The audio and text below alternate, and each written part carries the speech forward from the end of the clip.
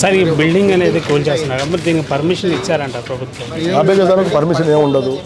మామూలుగా కట్టుకుంటారు, జిప్లెస్ 1, 2, 3 కట్టుకుంటారు. కానీ పక్కన కన్స్ట్రక్షన్ చేసేటప్పుడు కొంచెం గుంతలు డెప్త్ చేసారు. ఎందుకంటే ఈ బిల్డింగ్ గుంతలు పిల్లరు ఫస్ట్ ఫౌండేషన్ వేసేటప్పుడు 4-5 ఫీట్లు ఉన్నాయి. ఇవి కింది దాని సైడ్ షెడ్ బ్యాగ్ లేకుండా చేయడం వల్ల ఎక్కువ లోతు డెప్త్ తీయడం వల్ల ఒరిగిపోయింది బిల్డింగ్. అదృష్టవశాత్తు ఎవరికి ఏం కాలేదు.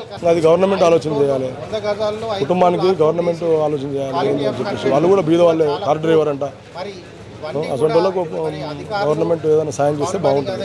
అంటే ఇప్పుడు ఆ మాటలో ఇంటి ఓనర్ మాటలో చూసుకున్నట్టయితే ఇల్లులు మేము అంటే ఎక్కడ ఊళ్ళో ఉన్న పొలాలు అమ్ముకుని మరి వచ్చి కట్టుకున్నాం, ఇప్పుడు ఇట్లా జరిగితే మాకు తీవ్రమైన నష్టం జరుగుతుందని చెప్పేసి అంటున్నారు. వాస్తవంగా నష్టమే జరిగింది. ఇల్లు పొలాలు అమ్ముకొని ఏదో రెంట్లు వస్తాయని చెప్పేసి కట్టుకున్నారు.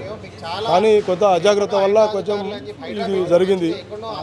ఈ పునాది తీసడం కొంచెం ఎమ్మడే ఒకటి తీసింటేనే అయిపోయింది. ఆ మిషన్ పెట్టి చేయడం వల్ల అట్లా అయిందా ఏంది అనేది కూడా మనకు తెలియదు.